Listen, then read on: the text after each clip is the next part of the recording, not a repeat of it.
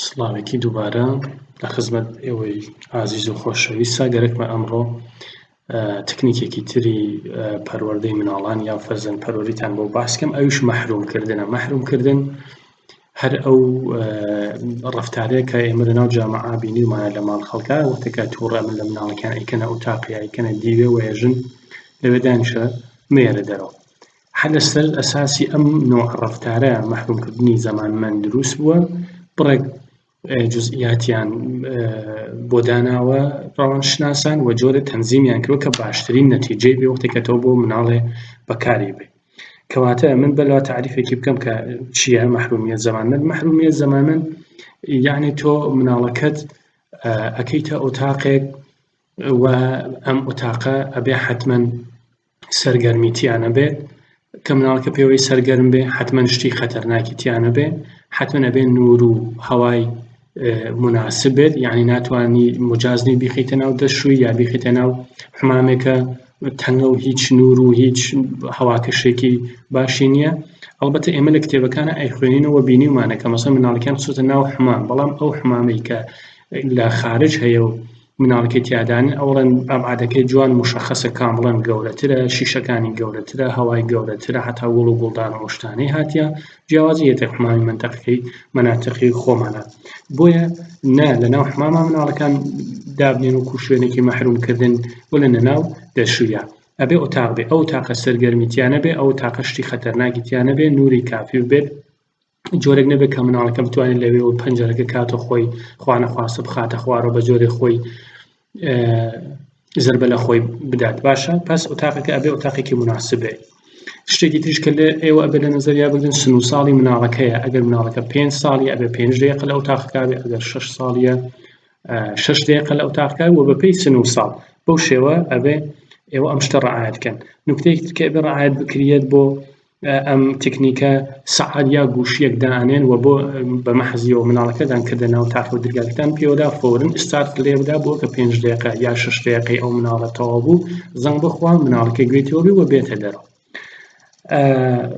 کە هاتە دەرەوە حتمەن شێت تۆ وەکو باوگیا وەکو دایک لێ پرسی بێژی بۆچی من مەجبورم تۆ بکەمە ئەو تاقۆ یا تۆ بۆچی مەجبوری لەو تاقە 5 دقیقە دانیشی و ئەوەشێ بۆت تەوزیح بدا بۆت باسکە و بڵێ پێت لەبەر ئەوە کە من مەسەلەن فڵان کارم ئەنجامدا کارە غەڵەتەکەی. مەعموڵەن لە مەحرومیەتی زەمانمەند یا تایم ئەوت زەمانە ئیسفادەکرێت کە ئەم مناڵە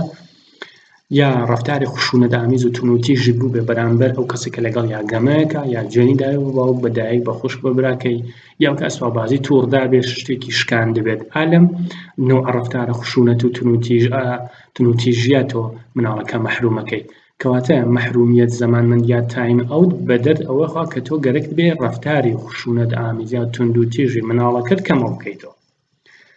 و دوایەوە کە مناڵەکەت هاتە دەرەوە تۆ لێ پرسید و ئەوە بێ جواب بدات و بێژە ئەرێ دایە من لەبەر ئەوە کە فڵان کارم کرد تۆ من کردە نا ئۆتاقێک و تۆش بۆی تکرارەکەیت و ئێژیت پس لە ئیسە و لاوە بزانە